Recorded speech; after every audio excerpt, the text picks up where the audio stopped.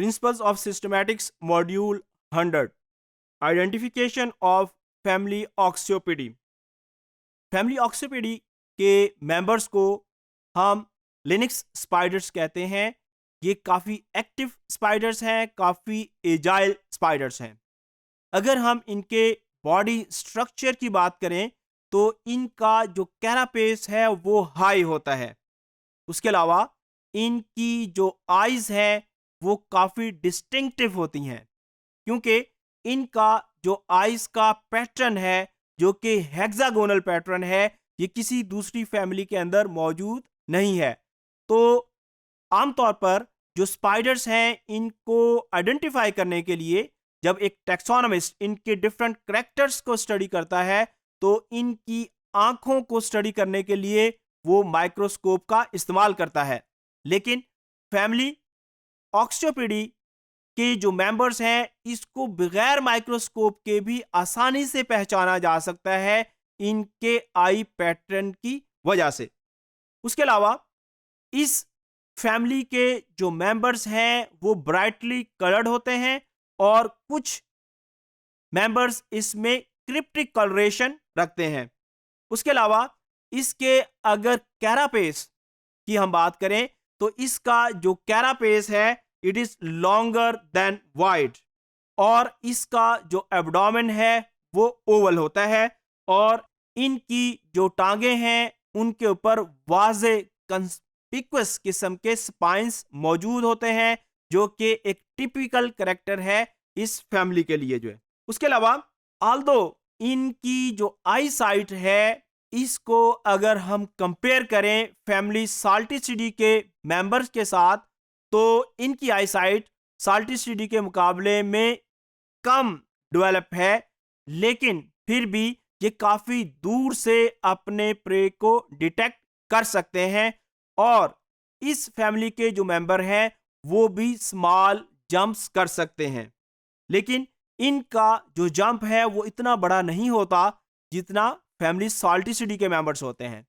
उसके अलावा जब ये देखते हैं कि इसका जो प्रे है वो पौधे के ऊपर मूव कर रहा है तो ये अपने प्रे को चेज करने के लिए अपने प्रे के पीछे जाते हैं और पौधे के ऊपर वाले हिस्से तक भी पहुंच सकते हैं।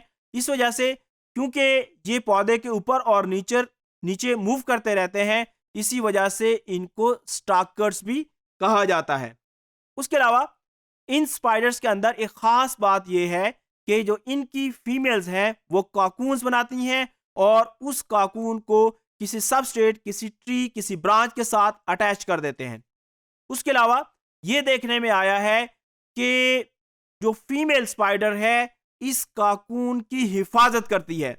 ये भी देखने में आया है कि जब तक ये जो काकून है इसमें से जो एग्स हैं उनकी हैचिंग नहीं हो जाती उस वक्त तक ये जो फीमेल्स हैं ये खाना पीना छोड़ देती हैं, क्योंकि ये चाहती हैं कि इनकी जो एग सैक है उसको प्रॉपर प्रोटेक्शन मिले और इसकी जो नस्ल है वो आगे बढ़े।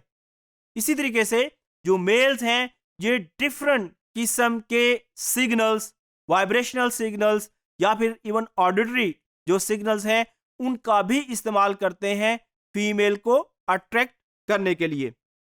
इस फैमिली के जो स्पाइडर्स हैं क्योंकि ये बहुत ज़्यादा एक्टिव हैं इस वजह से एग्रीकल्चर के अंदर ये बहुत ही अहमियत के हामिल हैं, क्योंकि ये देखा गया है कि फील्ड्स के अंदर अगर प्रे की तादाद कम है तो इस फैमिली के जो स्पाइडर्स हैं उनका जो कंजम्पशन रेट है वो भी कम होता है। लेकिन जैसे जैसे फील्ड के अंदर प्रे की डेंसिटी इंक्रीज करती है ये जो स्पाइडर्स हैं ये अपना कंजम्पशन रेट भी इंप्रूव कर लेते हैं। फॉर एग्जांपल अगर प्रे की डेंसिटी फील्ड के अंदर पर प्लांट 10 है तो ये 3 प्रे कंज्यूम कर रहे हैं, लेकिन अगर पर प्लांट जो प्रे की डेंसिटी है वो 10 से बढ़ के 15 हो जाती है तो ये पर डे जो कंजम्पशन है वो 3 से बढ़ा के 5, 6 या इससे भी ज़्यादा कर सकते हैं। तो इसी तरीके से ये देखने में आया है कि इस फैमिली के जो मेंबर्स हैं वो अपना जो रिप्रोडक्टिव रेट है उसको भी मैनेज करते हैं according to the density of prey in the field.